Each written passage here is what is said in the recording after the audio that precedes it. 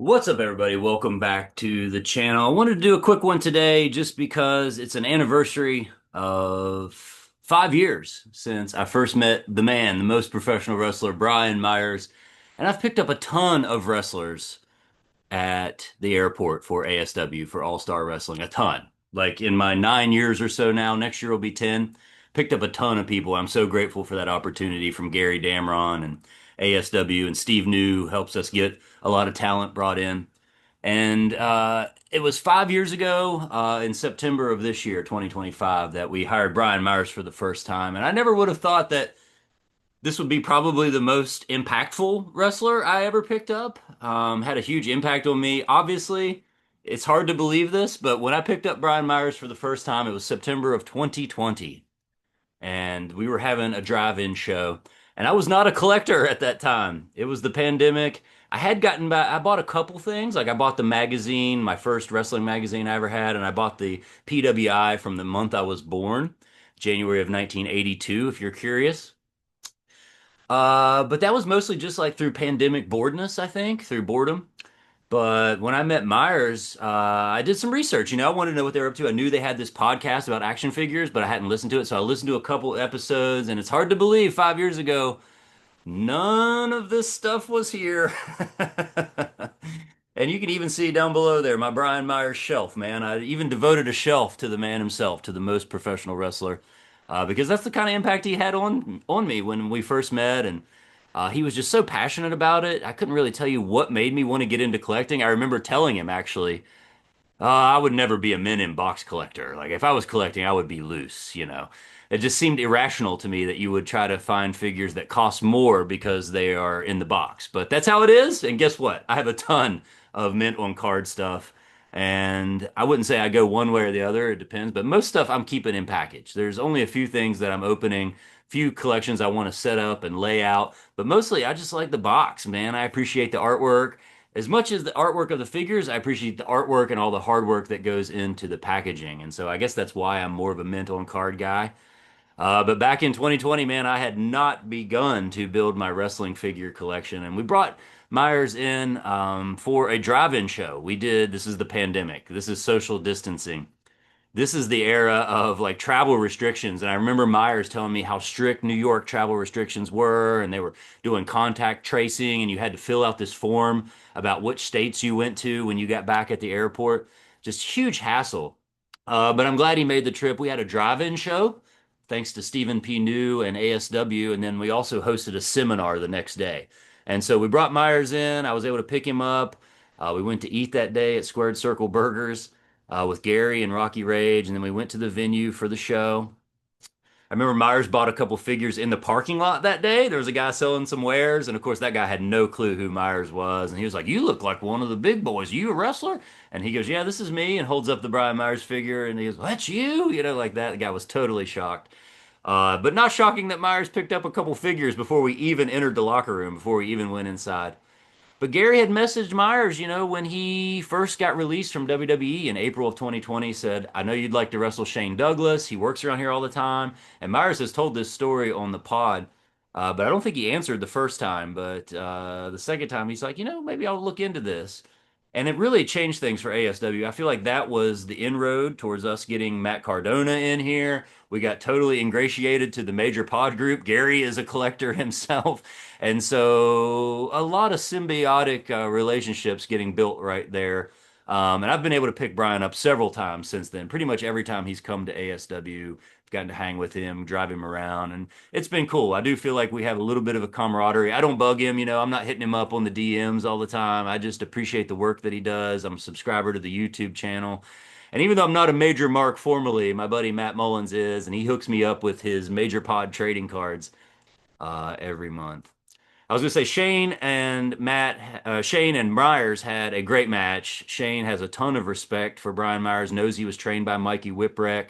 I need to find my DVD of the match, but Shane cuts a promo beforehand. He is in fine form on that day because it showed he had a lot of respect for Myers. He wanted to give him a good match. He knew Myers had a lot of respect for him, and it was an ECW mark and a Mikey Whipwreck trainee. And the match is so good. You get the best of Shane Douglas at this stage of his career. He's even like doing the neck wrencher and he's going, I'm going to show you what it was like with Pitbull, and these sort of things. He hits the fisherman suplex, which on the video I found, you can hear me and my friend Nathan Bush pop for the Pittsburgh plunge, man. And he did all his moves, man. And Myers was hanging with him. Myers was helping him get through the match. Him and Myers had a great match. And the most hilarious part is just so memorable to me is that this was an outdoor show. This is coming out of the pandemic. It was a drive-in show. People back in, sit on their trunks or in their truck beds or set up their chairs. But we had promoted fireworks after the show, fireworks after the main event. And so, sure enough, as soon as Myers and Douglas finished this cool match, ding, ding, ding. And before anybody can even do anything, fireworks are going off and they're loud and I'm proud to be an American. And so Myers instinctively, Myers just jumps up on the turnbuckle and does the pose like it's WrestleMania and he's getting his pyro. But it kept going and going. And Myers was wanting to cut a promo. This was emotional for him. He got to wrestle one of his idols, Shane Douglas, right there in Winfield, West Virginia. And he did finally cut the promo, but the video that I found online was from the referee, and so it's abbreviated and it cuts off after the fireworks. We don't get Myers' post fireworks promo, which would have been so much cooler right before the fireworks. He could have tossed to the fireworks, let's go home, that sort of thing. But it was really funny, super indie wrestling. And I wonder if Myers even remembers that, but it's totally distinctive to me. And him and Shane had a great match. They wrestled again a few times. They teamed up at Bash and Beckley. There was a great time when it was Heath. Let's see, I think it was DD Trash versus Shane and Myers, but then the Sandman made an entrance and it was legendary. And I got this great photo from ringside of Myers and of Shane Douglas. I'll try to put it in here. When the Sandman music hits, they're like, "Ooh," looking at each other, and they're just like two great professional wrestlers, man. Shane Douglas and Brian Myers. Man, two of the greats, two of the greatest of all time, right there. The franchise and the most professional wrestler. I got to drive him in Hornswoggle before. The first Bash in Beckley, I drove down with Smart Mark Sterling and Brian Myers.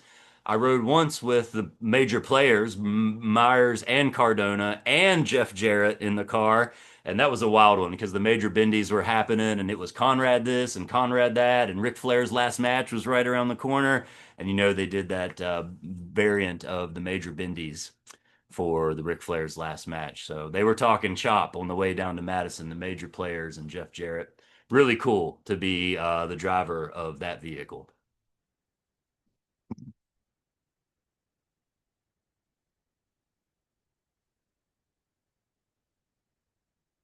But I wanted to show you a couple of my favorite items from my Brian Myers collection. I built a whole shelf. I just love Myers. He's been my guy. He's such a down-to-earth guy, humble guy, a sweetheart of a guy, a great girl dad.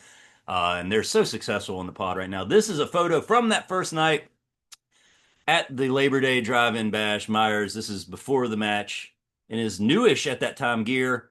I had my friend Sam print this up because he was photographing that night, and then I had Myers sign it the first year he came for the Bash in Beckley.